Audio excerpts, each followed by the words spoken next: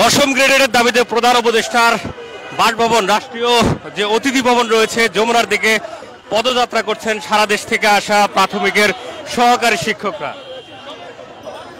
আজ তারা শহীদ মিনার থেকে তাদের এই যাত্রাটি শুরু করেন প্রধান উপদেষ্টার বাসভবন অভিমুখে, এবং এই মুহূর্তে তারা অবস্থান করছেন ঢাকা বিশ্ববিদ্যালয়ের যে রাজু ভাস্কর্য আছে সেটি অতিক্রম করে শাহবাগ অভিমুখে। এবং আমরা দেখছি যে দেশের বিভিন্ন জায়গা থেকে আগত শিক্ষকরা এখানে রয়েছেন, এবং এই যে তারা বিভিন্ন জায়গা থেকে এসেছেন আমরা একটু কথা বলে জানার চেষ্টা করি। আজকে এই যে আপনাদের এই যে প্রধান উপদেষ্টার বাসভবন অভিমুখের যাত্রা, এটি আসলে কেন পরবর্তীতে আমরা সিদ্ধান্ত নিলেন? আমরা এখন যাচ্ছি প্রধান উপদেষ্টা বরাবর, কারণ আমাদের দাবি আদায়ের জন্য আমরা যাচ্ছি।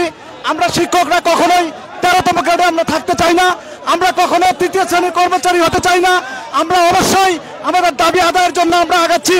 আমরা অবশ্যই আমাদের দশম গ্রেড বাস্তবায়ন করবো ইনশাআল্লাহ। আমরা এই জন্যই আমরা প্রধান উপদেষ্টার যমুনা বরাবর আমাদের আগমন। ধন্যবাদ।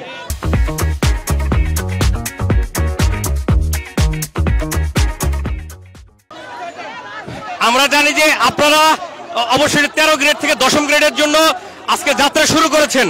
প্রধান উপদেষ্টা তো দেশে নেই, সেক্ষেত্রে আপনাদের পদক্ষেপ কি হবে? তার প্রতিনিধি কাছ থেকে আমরা আশ্বাস নিয়ে তারপরে ফিরব। তিনি যেহেতু রাষ্ট্রের কর্ণধার, তিনি আমাদের সমাধান দিবে। কোন কর্তৃপক্ষের কারো উপরে এই মুহূর্তে আমাদের আর কোনো আস্থা নেই। আর বিশেষ করে 31 জানুয়ারি কনসালটেশন কমিটির রিপোর্ট দেওয়া হবে, সেই কারণেই মূলত আমাদের এই রাজপথে নামা।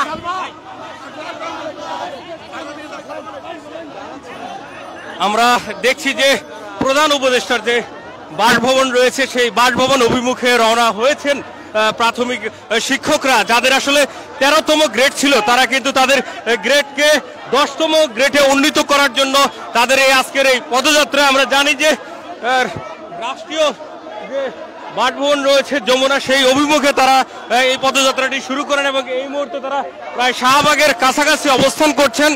বিভিন্ন সময় আমরা দেখছি দেশের বিভিন্ন মানুষজন আন্দোলনে নেমেছেন, কিন্তু অবশেষে আমরা দেখছি প্রাথমিকের যে শিক্ষকরা রয়েছিলেন তারা কিন্তু অবশেষে মাঠে আসেন, এবং তারা সরাসরি প্রধান উপদেষ্টার যে বাসভবন রয়েছে সেই বাসভবন অভিমুখে এবার যাত্রা করেছেন।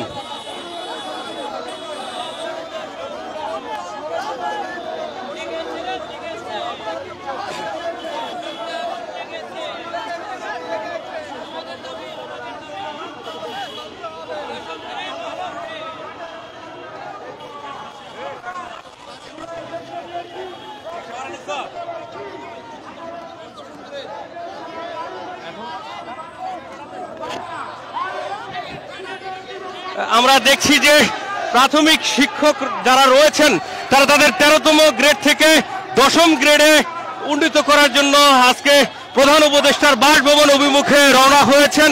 ইতিমধ্যে তারা কিন্তু চলে এসেছেন শাহবাগ যে থানা রয়েছে সেই থানার কাছাকাছি। আপনাদেরকে যদি দেখায় যে বিশাল পদযাত্রা নিয়ে প্রাথমিকের যে শিক্ষকরা রয়েছিলেন তারা তাদের যাত্রা শুরু করেছেন। এবং আরেকটি বিষয় আপনাদের দেখানোর চেষ্টা করি, পাশাপাশি পুলিশ কিন্তু অবস্থান নিয়েছেন শাহবাগ থানার সামনে, এবং কি ঘটতে চলছে সেটি এখন দেখার বিষয়। আপনাদেরকে যদি একটু দেখানোর চেষ্টা করি, একপাশে রয়েছেন দশম গ্রেডের যে শিক্ষক তারা, এবং তাদের সাথে এখানকার আইন শৃঙ্খলা রক্ষাকারী বাহিনী যারা রয়েছেন তারা কিন্তু কথা বলছেন, এবং তাদেরকে কি আসলে বোঝানোর চেষ্টা করছেন সেটি এখন দেখার বিষয়।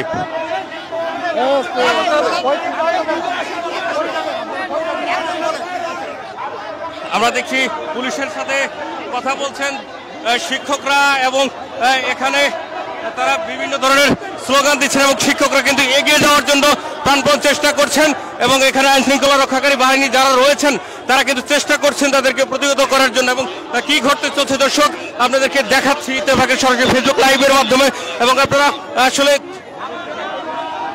এই মুহূর্তে দেখছি যে শাহবাগ থানার সামনে শিক্ষকরা অবস্থান করছেন।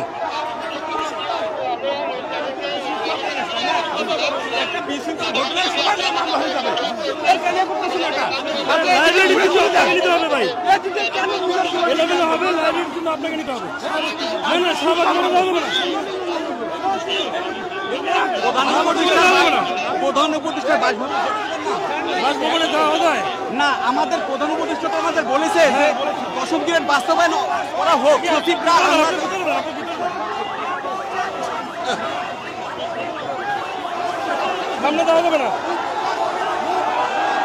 আমরা দেখছি শিক্ষকরা উত্তাল হয়ে গিয়েছেন, তারা কিন্তু ধীরে ধীরে পুলিশের যে বাধা ছিল সেই বাধা কিন্তু অতিক্রম করে তার সামনের দিকে এগিয়ে আসছেন এবং শেষ মুহূর্তে কি ঘটতে চলছে সেটি এখন দেখার বিষয়। দর্শক, এক পাশে পুলিশের শক্ত অবস্থান এবং অপর পাশে শিক্ষকরা এগিয়ে আসছেন। আমরা দেখছি যে শিক্ষকদের এই মুহূর্তে শিক্ষকদের মুখোমুখি পুলিশ অবস্থান করছেন এবং বারবার কিন্তু প্রশাসনে যারা রয়েছেন তারা শিক্ষকদেরকে বোঝানোর চেষ্টা করছেন এবং ফিরে যাওয়ার জন্য তাদেরকে অনুরোধ করছেন এবং আপনাদেরকে দেখানোর চেষ্টা করছি সরাসরি কিন্তু পুলিশের মুখোমুখি অবস্থান করছেন শিক্ষকরা।